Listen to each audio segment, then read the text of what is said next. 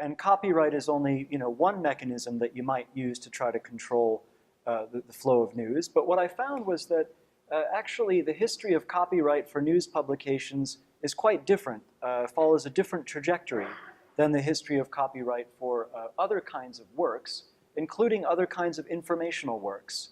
And this has to do with changing attitudes towards what news is and how news functions. So from a very early date, there are debates about whether or not you can have a kind of literary property in accounts of recent events. And there are a number of kinds of opposition that developed to that in the early efforts to create a monopoly right in news. One argument that develops is that news is somehow different than other kinds of authorship, that it's not only fact-based, but it's supposed to be a kind of account of what happened. It's not supposed to be creative or made up. It's not supposed to have too much imagination. That news publications have always existed in relation to other news publications that are situated in time and space. So if you think about a local newspaper generating content locally, they might not have any problem with a newspaper in another town reproducing their information, and that in the end, actually, this is how news spread for a long time through the Post, and even later through the Telegraph. Was that information? Not everybody can gather information from everywhere, so early forms of cooperation were basically exchanging news among publishers, and so that what happens is that over time, based on the introduction of new technologies, but also new practices, new ways of publishing, new things like press agencies, or the invention of evening papers, which now compete with daily papers, the invention of weekly papers, which compete with, and so on. So these boundaries, the time-space relationship among publishers is constantly being reformulated. And it's this larger kind of political economy of news that determines the extent to which copying might seem good or bad. And one of the clauses, if I remember right, from the Post Office is that it's set up partly to facilitate exactly this. You build up a democratic republic by circulating information, by making it essentially free for newspapers to send copies to other newspapers so that they can copy it, and the news can become a kind of shared resource on the basis of which a rational sort of public democracy will emerge. That you could see Google and Facebook as tools, that society relies on to try to manage all this information, right? And if you think about the parallels with the Renaissance and earlier periods where they had similar anxiety, even though the scale was arguably very different, you think about the tools that they developed that Ann Blair talked about, title pages, indexes, compilations, library catalogs, all sorts of tools that were developed in the first ages of print to try to manage the information. And in the 18th century, there were similar anxieties, but there were new forms of publication that were developed, like magazines and digests and ways of trying to kind of manually aggregate and manually deal with all this stuff.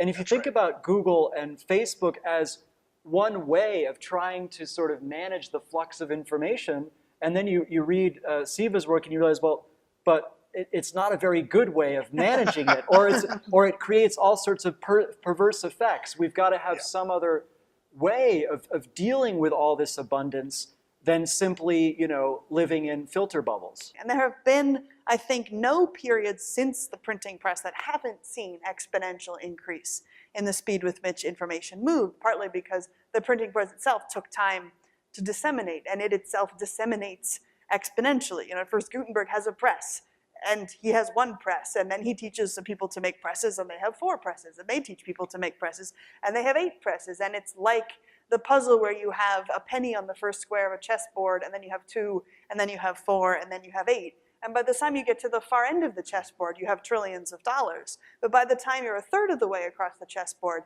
there have been a bunch of exponential increases, but it isn't at saturation yet. And you can look at the dissemination of the printing press in that exponential space. It's invented in 1450, but it increases increasing degrees of saturation steadily over the next several hundred years, each of which trigger major revolutions. So for example, it's around 1700, the dawn of the Enlightenment, when there are finally enough printing presses and a large enough buying public of books, that authors for the first time start seriously living on book sales instead of living on dedicating the book to the Duke of such and such and getting a bag of gold being the primary business model for being an author. And you see lots of changes in what gets written, how it gets published, triggered largely by there being one order of magnitude more printing presses than there had been a half generation earlier, even though no new specific technology was developed, but new ways to aggregate, new ways to share information, new ways to digest the news from daily into weekly into monthly, saturated. All of these things increased and shifted how much information was there. If one focuses attention on the story of exponential increase, there's a kind of risk that one tacitly assumes that, as it were, the human subject remains the same through this, and that's like the common calibration point. The act of reading, say, is the common calibration point. And I don't think it's quite clear that that's so, because at each juncture, these exponential increases have led people, in some ways, to reconceive what the very act of confronting and appropriating and taking in information is. What it is to read or view or listen, arguably, actually itself changes because we think that what it is different, because we live in a differently saturated media world. So in the 18th century, you find a lot of discussions of a mania or a kind of obsession with reading, and you find anxieties about the kinds of reading that people are doing. And so there's a German scholar named Rolf Engelsen who's talked about the reading revolution in the 18th century. And he said that there was a general shift from intensive reading of one or a few texts, and usually these were the Bible and prayer books, to extensive reading of a very wide range of material. It isn't a technology like printing press or telegraph, it's a technology like footnote, like index, like compilation, like magazine compiling the week's reviews, that a technological innovation of how to organize and how to think about information, which then changes what reading means. And one of the weird effects of that is that it changes how you read, as it were, the unlicensed tracts. Everybody knows that licensed newspapers are the voices of the times, as Francis Bacon says. They're just going to get orthodox stuff. But there's lots of unlicensed tracts.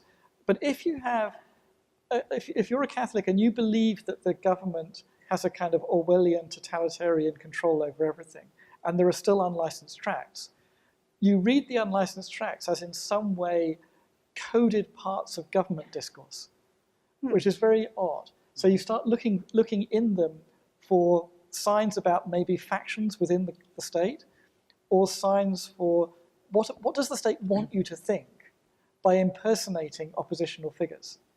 And you get into this very sort of strange spiral, into a kind of hermeneutic spiral about it.